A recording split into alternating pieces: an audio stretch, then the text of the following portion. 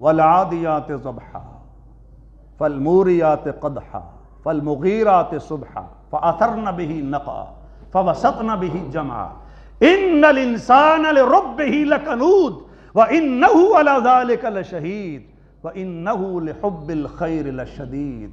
कई कस्में उठाने के बाद अल्लाह ने यह बात फरमाई कि इंसान बहुत ज्यादा हिर्स रखता है माल की, और इस पर वो गवाह भी है, वो जानता है कि वो हरीस है।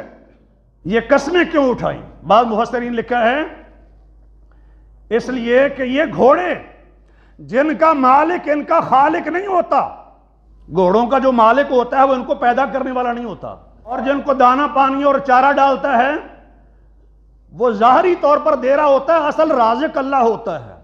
घोड़ों का खालिक भी अल्लाह, घोड़ों का राज़िक भी अल्लाह, लेकिन वो जो ज़ाहरी तौर पर दाना पानी डाल रहा है, ये घोड़े उसके साथ इतने वफादार हो गए कि सरपट दौड़ते हैं,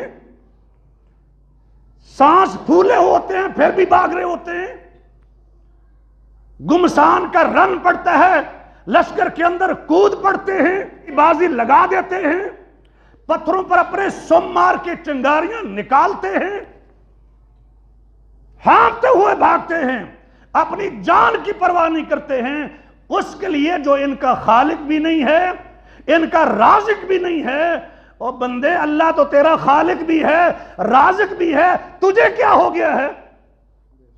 घोड़े से सबक हासिल कर लो।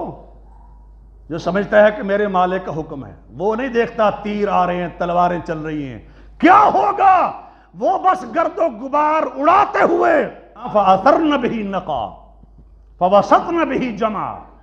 ये कई कसर उठाने के बाद अल्लाह ने ये बात बयान फरमाई। इंसान दौलत की बहुत ज्यादा मोहब्बत रखता है। वह तुहिब्बूनल माल हुब्बन जम्मा, माल की मोहब्बत तुम टूट के करते हो, बहुत ज्यादा करते हो। खयानत क्यों होती है? माल की मोहब्बत की वजह से। रिश्वत लेने वाला रिश्वत क्यों लेता है? माल की हद से ज्यादा बढ़ी हुई मोहब्बत की वजह से।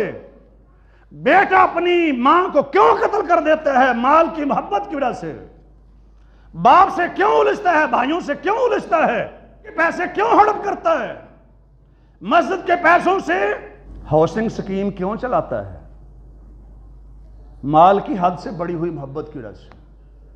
बहुत नमूने कि इंसान इंसान ही रहता। नबी पाक ने फरमाया कि अल्लाह ने तुम्हारा रिज़्क लिख दिया है, कोई शख्स अपना रिज़्क पूरा किए बगैर दुनिया से जाता नहीं।